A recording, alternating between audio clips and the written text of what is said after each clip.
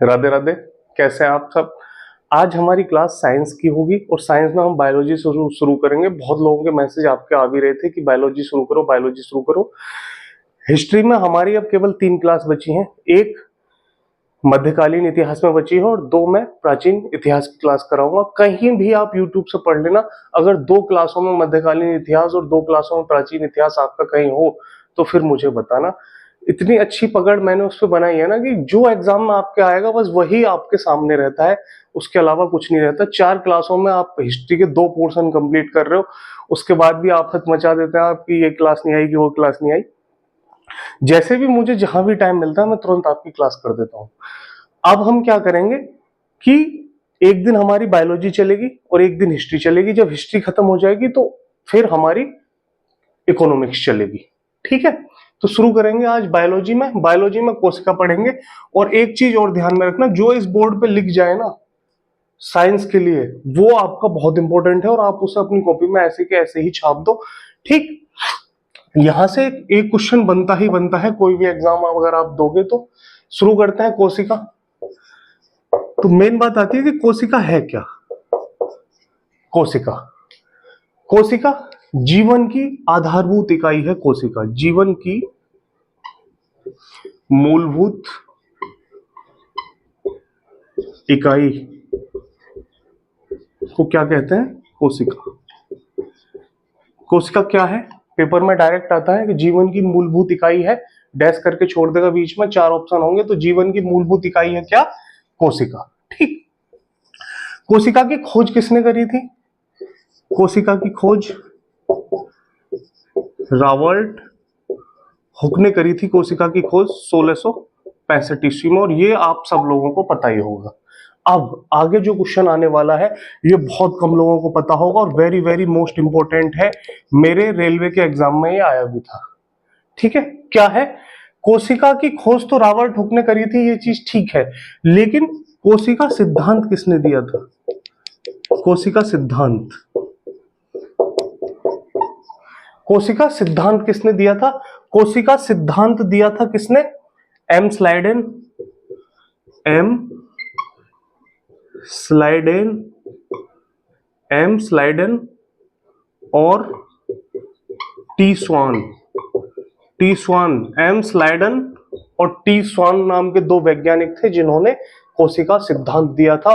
और very very most important, जब वहां लिखा आता है कि कोशिका सिद्धांत किसने दिया, तो एम स्लाइडन और टी स्वान ने दिया था कोशिका सिद्धांत। कोशिका की खोज किसने करी थी? रॉबर्ट हुक ने। इन्होंने कहा कोशिका सिद्धांत में कि हर जीव या पौधा सभी के लिए कोशिका क्या है? एक मूलभूत इकाई है। तो कोशिका सिद्धांत किसने दिया? एम स्लाइडन और टी स्वान ने। ठीक, अब आप रीजनिंग के जब पेपर देते होंगे तो उसमें इंग्लिश में कुछ वर्ड आते हैं लिखे हुए, जैसे पहला लिख देगा, दूसरा लिख देगा, तीसरा लिख देगा, चौथा खाली छोड़ देगा। तो ऐसे ही एक वर्ड है काइटोलॉजी। काइटोलॉजी। काइटोलॉजी कहते हैं कोशिका का अध्ययन। कोशिका का अध्ययन। कोशिका के अध्ययन को कहते हैं काइटोलॉजी। जैसे लिख देगा कोशिका का अध्ययन काइटोलॉजी, ऊतक का अध्ययन आगे खाली छोड़ देगा, तो ऊतक के अध्ययन को कहते हैं हिस्टोलॉजी। हिस्टोलॉजी क्या है ये? ऊतक का अध्ययन। ऊतक का अध्ययन। काइटोलॉजी कोशिका का अध्ययन और हिस्टोलॉजी ऊतक का अध्ययन। अब ऊतक क्या होता है? बहुत छोटी छोटी कोशिकाओं से मिलकर हमारा शरीर बना है। बहुत कोशिका, जैसे सबसे छोटी इकाई क्या है हमारे जीवन की? कोशिका सबसे छोटी इकाई है। बहुत सारी कोशिकाओं से मिला के बनते हैं कौन? ऊतक। क्या है ऊतक? कोशिकाओं को मिलाके, कोशिकाओं को मिलाकर क्या बनता है? ऊतक। सबसे छोटी इकाई कोशिका, उससे बड़ा ऊतक, बहुत सारी कोशिकाओं को मिलाकर क्या बनता है? ऊतक। ठीक, हिस्टोलॉजी ऊतकों का अध्ययन और काइटोलॉजी कोशिका का अध्ययन। रीजनिंग में पूछ लिए जाते हैं। जैसे नेफ्रोलॉजी गुर्दे का अध्ययन और न्यूरोलॉजी मस्तिष्क का अध्ययन। ठीक है, नेफ्रोलॉजी न्यूरोलॉजी बहुत आते हैं। नेफ्रोलॉजी, नेफ्रोलॉजी हिंदी में ऐसे लिखा आएगा नेफ्रोलॉजी, क्या है? गुर्दों का अध्ययन, गुर्दों का अध्ययन। और neurology, neurology, neurology. Nephro neuro में अंतर है, मस्तिष्क का अध्ययन।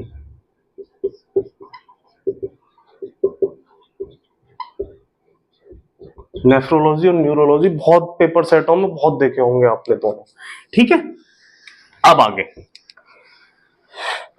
अब बात आती है कि सबसे बड़ी कोशिका कौन सी है, सबसे छोटी कोशिका, सबसे छोटी कोशिका, सबसे छोटी कोशिका है माइक्रोप्लाज्मा, माइक्रोप्लाज्मा,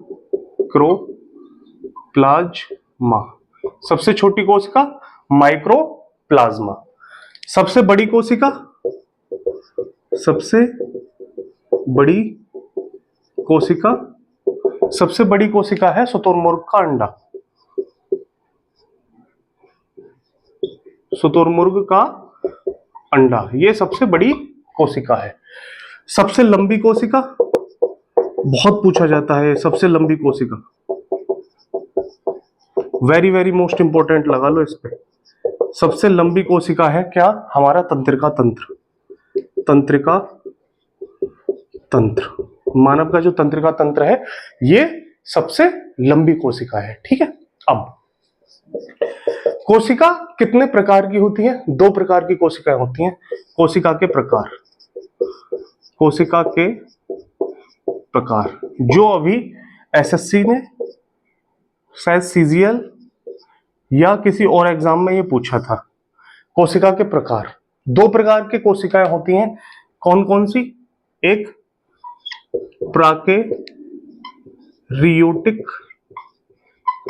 और एक प्राकेरियोटिक है और दूसरी यूकेरियोटिक, यूकेरियोटिक। प्राकेरियोटिक, प्राकेरियोटिक यह है, यह प्राकेरियोटिक और यूकेरियोटिक दो प्रकार की कोशिकाएं होती हैं, पहली और दूसरी। क्वेश्चन किस हिसाब से बनता है और एसएससी में किस हिसाब से यहां से क्वेश्चन बना? इसमें क्वेश्चन बनता है कि कौन सी कोशिका में नाभिक पाया जाता है और कौन सी कोशिका में नाभिक नहीं पाया जाता है। प्राकेरियोटिक जो कोशिकाएं हैं इनमें नाभिक नहीं पाया जाता है, ठीक है।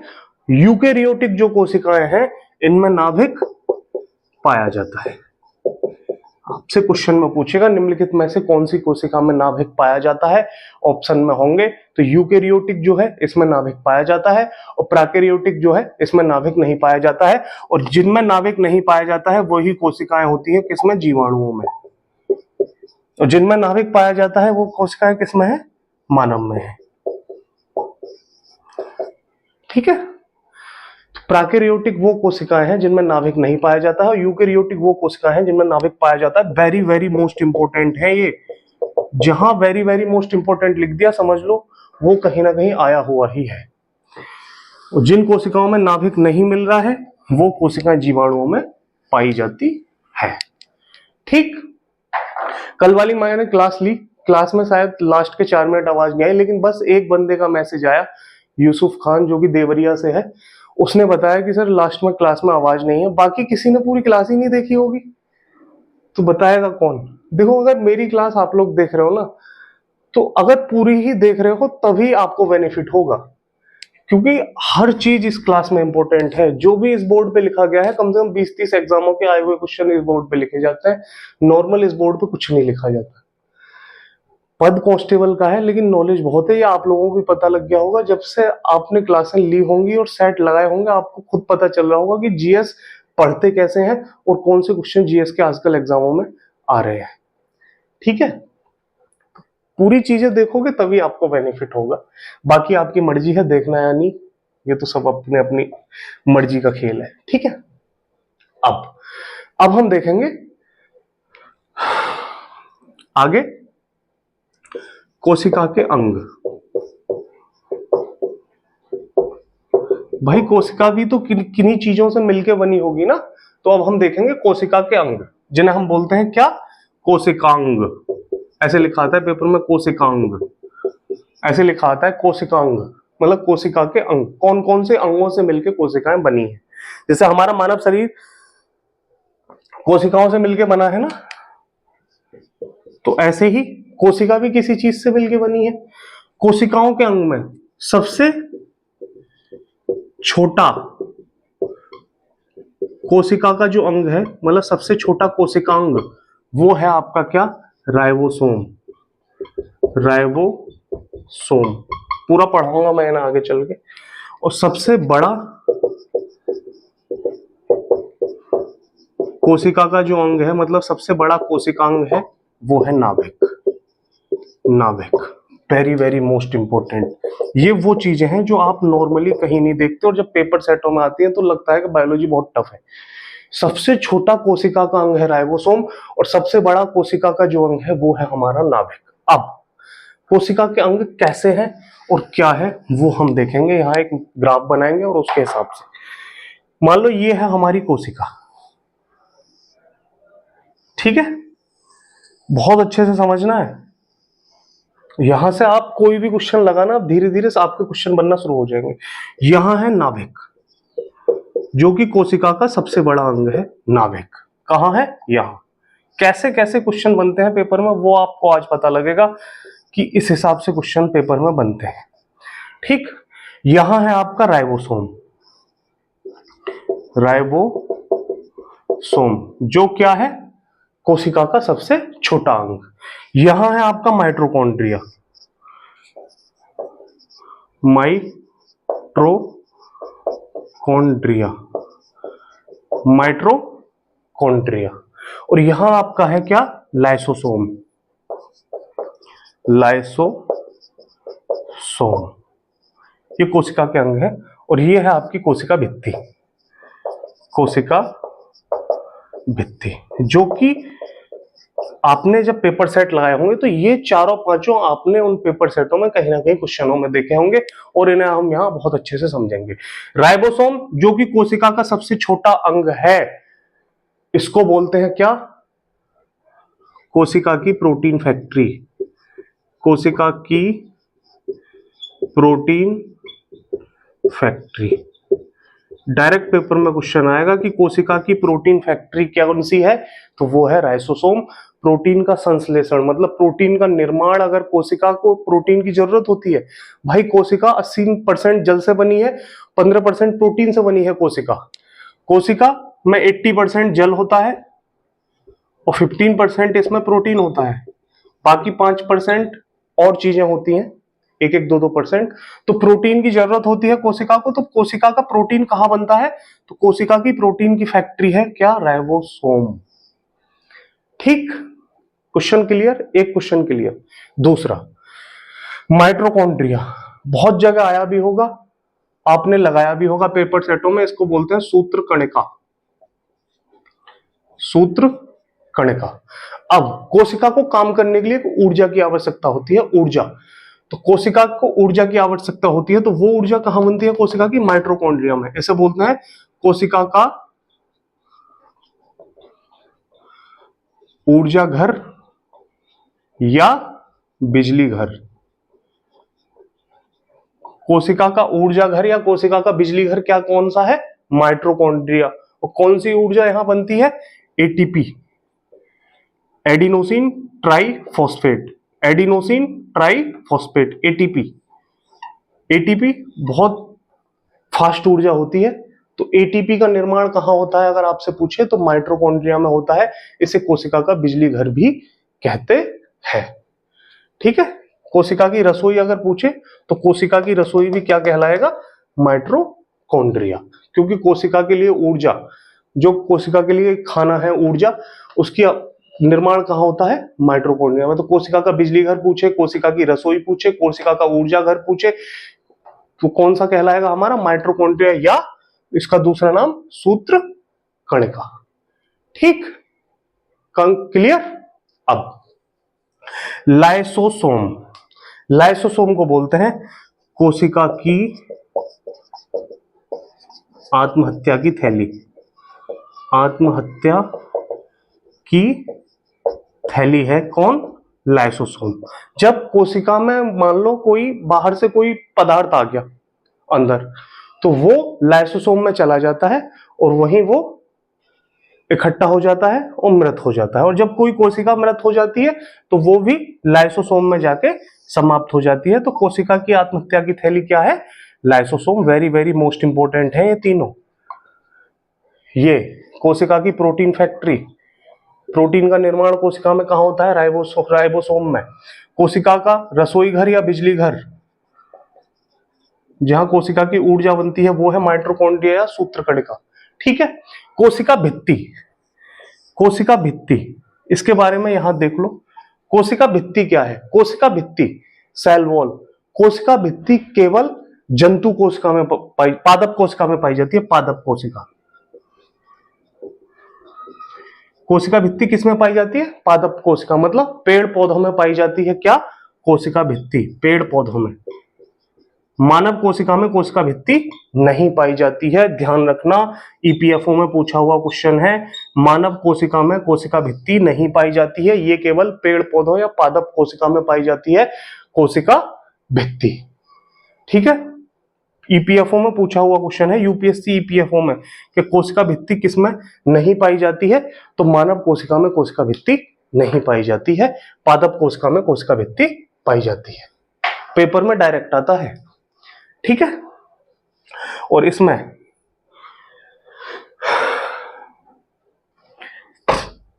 अब नाभिक पे आ जाओ।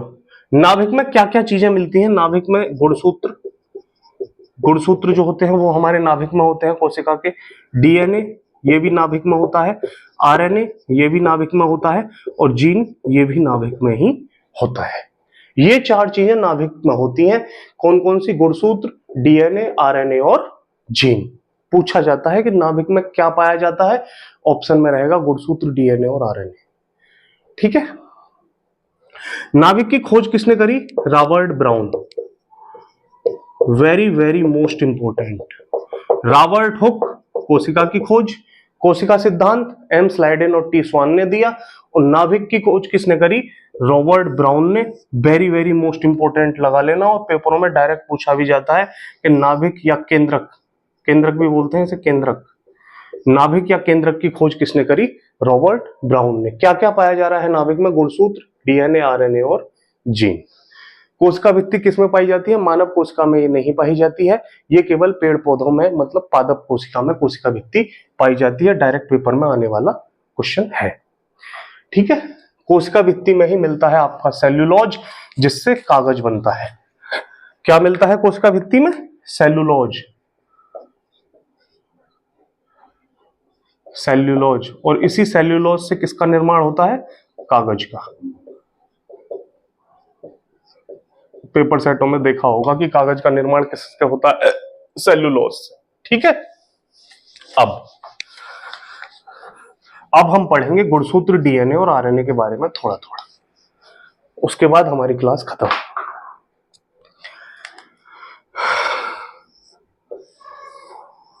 यहां नाभिक था, किसने खोज करी थी नाभिक की? Robert brown. किसने करी है खोज? Robert brown.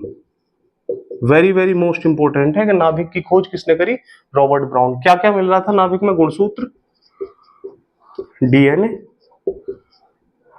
आरएनए और जीन। ठीक है। ये चार चीजें हमें नाभिक में मिल रही थी। ठीक। अब पेपर में क्वेश्चन आता है कि नाभिक का निर्माण किस किस चीज से होता है? तो इसमें प्रोटीन होता है कितना? 85%। डीएनए होता है कितना? 10%। और आरएनए होता है कितना? 5%। ये पेपर का पूछा हुआ क्वेश्चन है एसएससी का।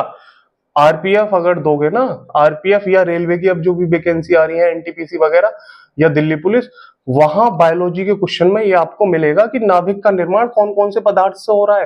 तो प्रोटीन इसमें 85% है, डीएनए 10% है और आरएनए 5% है। वहां ऑप्शन में रहेगा कि डीएनए और प्रोटीन और आरएनए, बाकी ऑप्शन में कुछ भी हो सकता है। एक ऑप्शन में ये चीज आपको जरूर मिलेगी कि नाभिक में पाया जाता है डीएनए, प्रोटीन और आरएनए। ठीक है। गुणसूत्र, गुणसूत्र क्या है? गुणसूत्र हमारे बताते हैं कि लिंग निर्धारण, मतलब मनुष्य में कितने गुणसूत्र पाए जाते हैं? मनुष्य में 23 जोड़े गुणसूत्र पाए जाते हैं, 23 जोड़े पाए जाते हैं, 23 जोड़े गुणसूत्र मनुष्य में, ठीक है। 23 जोड़े में 22 जोड़े एक्स एक्स होते हैं, मतलब मेल में और फीमेल में 22 जोड़े क्या होते हैं? X x. 23वां जो जोड़ा होता है 23वां, वो मेल में होता है एक्स वाई और फीमेल में होता है 23वां एक्स और एक्स। अगर एक्स से एक्स मिलता है तो लड़की पैदा होती है, लड़की। अगर एक्स से वाई मिलता है तो लड़का पैदा होता है, लड़का। एक्स एक्स अगर मिलते हैं आपस में तो लड़की, और एक्स वाई अगर आपस में मिलते हैं तो लड़का पैदा होगा। तो जो मेल होता है ना, मेल, उस पर डिपेंड करता है कि लड़की पैदा होगी या लड़का पैदा होगा, क्योंकि मेल के ही एक्स वाई फीमेल के एक्स एक्स से जब मिलते हैं तब लड़के और लड़की का पता चलता है। अगर एक्स एक्स मिल रहे हैं तो लड़की और एक्स वाई मिल रहे हैं तो लड़का। तो गुणसूत्र से ही जानकारी होती है किसकी? लिंग निर्धारण की, ठीक है। ये हो गया हमारा गुणसूत्र। डीएनए क्या है? डीएनए, डीएनए डीएनए को कहते हैं सूचनाओं का टेप, सूचनाओं का tape. Very very most important है डीएनए। डीएनए को क्या कहा जाता है? सूचनाओं का टेप है ये।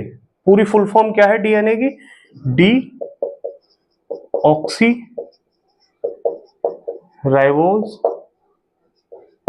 Nucleic acid, D oxy ribose nucleic acid. D oxy ribose nucleic acid क्या है? डीएनए। क्या है ये? सूचनाओं का टेप।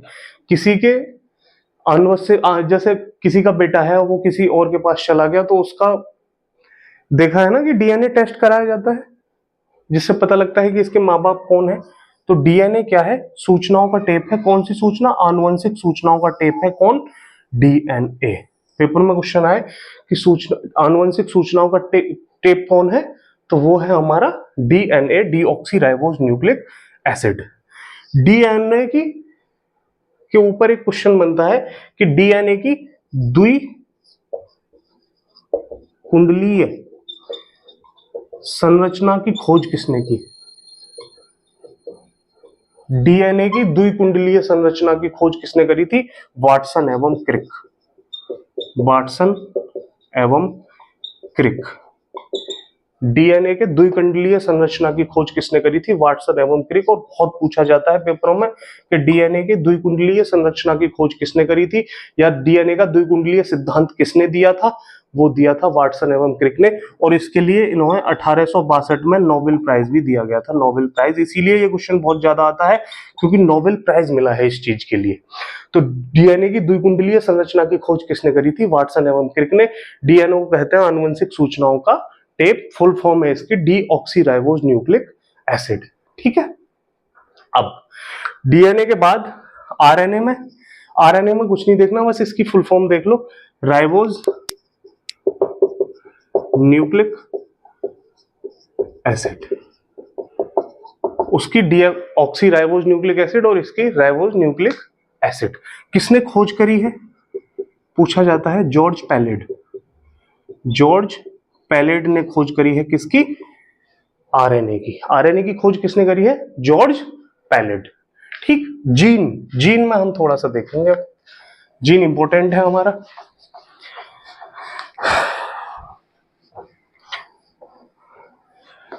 नाभिक किस किस से मिलके बना है?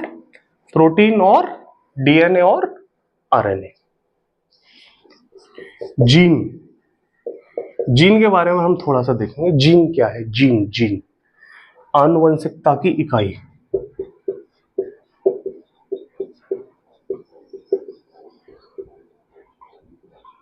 आनुवंशिकता की इकाई है कौन? जीन। क्या होता है इससे? आनुवंशिक लक्षण।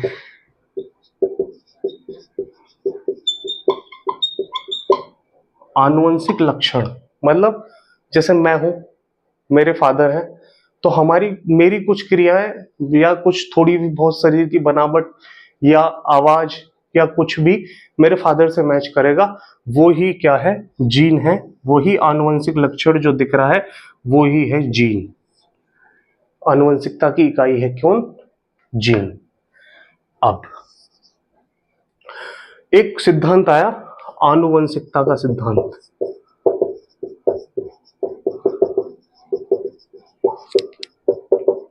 ये एसएससी एमटीएस में पूछा गया था। आनुवंशिकता का सिद्धांत किसने खोजा था, कौन थे इसके खोजकर्ता, Gregor John Mendel. Gregor John Mendel, इन्होंने क्या खोजा था, आनुवंशिकता का सिद्धांत। मटर के पौधे पे प्रयोग किए थे इन्होंने। तो ग्रेगर जॉन मेंडल जो थे इन्होंने आनुवंशिकता का सिद्धांत दिया था। जीन शब्द किसने दिया, जीन शब्द दिया जोहानसन ने। जीन जो शब्द है ना, जीन जो शब्द दिया है, जो आनुवंशिकता के लक्षण जिससे दिखाई दे रहे हैं आने वाली पीढ़ी में, वो जीन शब्द किसने दिया है, जोहानसन ने दिया है। और जेनेटिक कोड के खोजकर्ता, ये तीनों क्वेश्चन पेपर में बनते हैं। जेनेटिक कोड के खोजकर्ता हरगोविंद खुराना, ये थे डॉक्टर हरगोविंद खुराना, जिन्हें नोबेल प्राइज मिला था बायोलॉजी के क्षेत्र में। डॉक्टर हरगोविंद खुराना भारत के थे, इन्होंने जेनेटिक कोड की खोज की थी, इसीलिए पेपरों में आता है क्योंकि ये भारत के थे। तो जेनेटिक कोड की खोज किसने करी, डॉक्टर हरगोविंद खुराना। आनुवंशिकता का सिद्धांत किसने दिया, ग्रेगर जॉन मेंडल। और जीन शब्द की खोज किसने करी, जोहानसन ने। ठीक है। अब एक क्वेश्चन जो आपके पेपरों में आ सकता है वो आता है डीएनए को लैब में किसने बनाया था, मतलब अंतःपात्र, ऐसे लिखा आएगा। डीएनए को अंतःपात्र में किसने बनाया था, डीएनए का अंतःपात्र मतलब लैब में जो डीएनए का निर्माण किया था वो किसने किया था, ऑर्थर